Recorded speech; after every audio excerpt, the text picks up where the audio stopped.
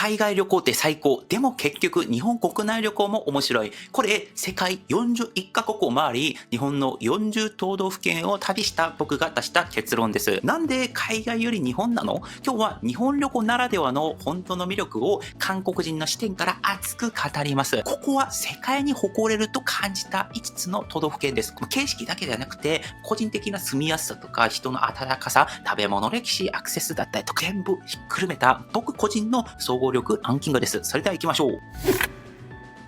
一つ目、福岡ですね。福岡ってですね、日本旅行初心者にとってほぼ最強なんですよ。地位特急なんですよ。まず空港。福岡空港って市内まで地下鉄でたった5分10分ですよね。韓国のインチョン空港は、ソウル駅まで約1時間で、これは世界どの空港も同じようなことだと思うんですけれども、皆さん海外旅行って飛行機降りた後しんどいじゃないですか。でも福岡は日本の中でも違いますと、着陸したらコーヒーを飲む間もなく博多駅ばっかりしてるじゃないですか。この近さ一回経験すると戻れないと思います。しかも博多、天神、中洲とか桃地浜とか全部がギュッとまとまっています。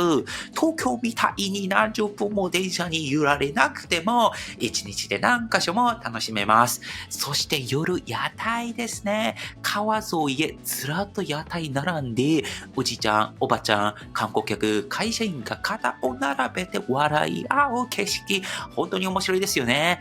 距離は日本全国でもかなり特別だと思います。もちろん食べ物も半速級ですよね。豚骨ラーメンだけじゃないですよね。もつ鍋、水炊き、ごまさば明太子とか、胃袋が完全に追いつきません。しかも少し足を飛ばせば、学問の神様で有名な太宰府天満宮だったりとか、夕日が綺麗な糸島とか、レトロな門司港とか、さらに九州新幹線で熊本や鹿児島まで行けますよ。つまり福岡は旅行の目的地でありながらも、九州という巨大な土地のスタート地点でもあるんです。韓国人の間でも福岡の人気は日本でトップ5くらい強いですね。二つ目、長崎ですね。これ日本の中でもかなり特殊な街なのではないでしょうか。一言で言うなら日本で一番世界が混ざった場所かもしれません。江戸時代って日本は鎖国していたと聞きました。でも海外との窓口だったのが長崎の出島ですよね、おそらく。だから街を歩くと不思議な感覚になります。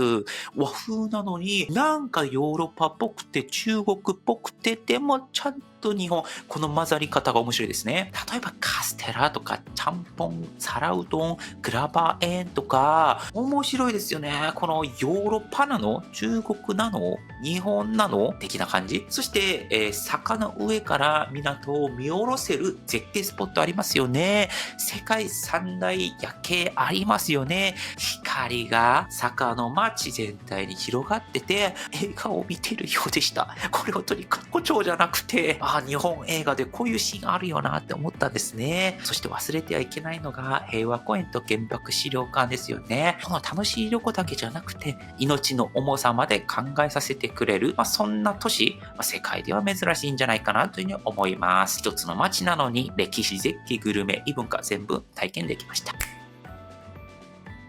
三つ目、大阪。僕大好きですね。観光地という表現では足りないかもしれないですよ。僕にとっては巨大なテーマパークだったんです。駅を出た瞬間からイベント始まります。道頓堀、通天閣、新世界、歩いているだけでも情報量多すぎますよね。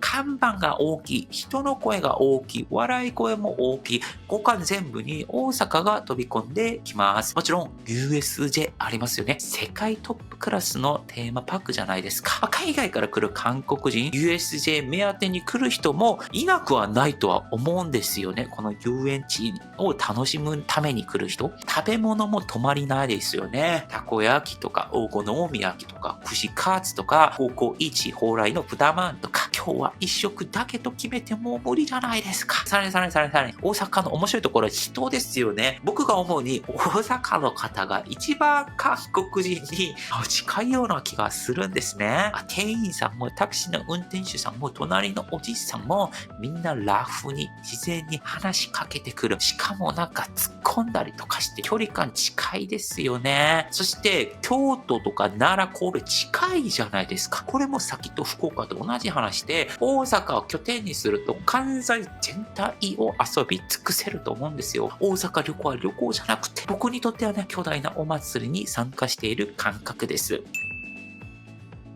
4番目、北海道ですね。ここだけは日本というより一つの国的な感じがします。初めて行った時、本気でスケールで負けましたね。車で2時間3時間走っても見える景色はひたすら同じ景色、大自然ですよね。韓国ならソウルからプサンまで300キロぐらいありますが、北海道ではその感覚がまるで狂っちゃいますよね。まだこの景色が続くのとか、日本なの的な感じですよね。移動時間すら観光になることありますよね。特に季節によって著しく変わると思うんですが、7月には富良野と美瑛のラベンダー畑が一面を紫色に染めますよね。知床では自然遺産の大自然を体験できます。樽では運河沿いを歩きながらレトロな街並みを楽しめる。函館には日本屈指と言われる夜景が待っている。一つの北海道に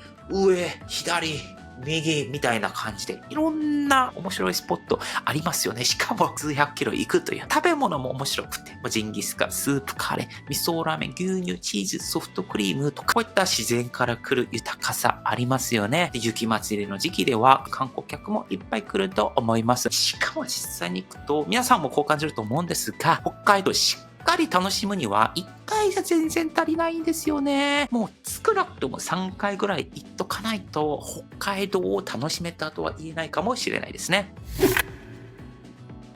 そして最後5つ目。すいません。ここで登場していない他の県も大好きなんですけれども、本当にすいませんね。5つ目は東京ですね。すいません。僕東京住んでて、東京にさせてください。福岡も住んでたので、福岡と東京ちょっと許してください。東京も言うまでありますか？世界最大級の都市。僕6年ぐらい住んでますが飽きません。むしろ新しい東京が見えてくる気がします。新宿、渋谷、銀座、浅草、上野、下北沢、高円寺。全部同じ東京なのに街の空気まるで違うんですよ。徒歩10分で江戸時代みたいな下町から未来都市みたいな超高層ビル街への移動できる。これ不思議ですね。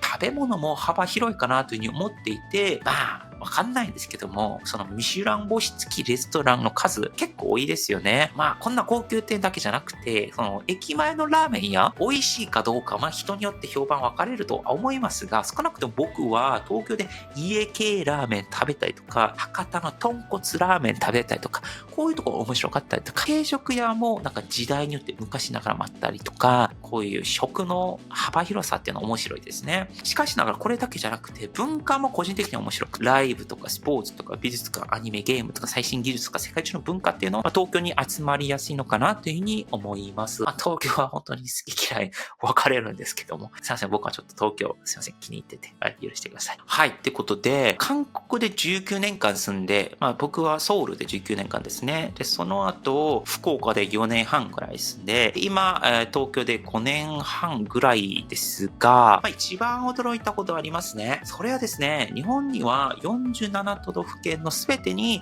ちゃんと個性があることだというふうに思っています。もちろんね、形式だけなら、世界にはもっとなんか壮大な場所が、あると思います。すいません。これは正直に言って、世界にも、いいとこは多いんですけれども、日本の各都道府県として、大前提として安全があったりとか、交通機関もちゃんと時間通り守ってたりとか、地域ごとに全く違う食文化だったりとか、その地域ごとに持っているその歴史的な遺跡だったりとか、そういう面白さが僕にはあったんですね。で、僕41カ国いて、もちろん、世界で本当にすごい国、僕イタリアとか、ジョージアとか、そういった国大好きだったんですけれども、それでもね、日本国内旅行にも僕は十分な魅力があると思いますし、僕個人的には東京が今まで行った世界すべての国、都市の中で僕個人的には東京が一番好きで、東京に住ませていただいているんですけれども、それにしても、東京だけじゃなく、日本の他の都道府県、魅力っていうのも、時間さえあればもう無限に話せるんですけれども、今日時間がなくてね、これぐらいにしています。で、僕個人的には日本でいろんな場所行ってて、まだこんな日本の場所があるんだって未だに驚かされますね。僕2014年の高校2年生の時に初めて日本に来て、日本の空港で観光庁的なところでエンドレスディスカバリージャパンっていうのがあったんですよ。永遠なる発見ジャパンということですね。これは僕とても共感していて、未だに日本で新しいものを見つけて、楽しむことを続けています。皆さんもここは一番好きとか、ここは絶対に行ってほしいという思うような場所があれば、ぜひコメント欄で教えてください。それでは次の動画でお会いしましょう。以上、パックンでした。アニョン。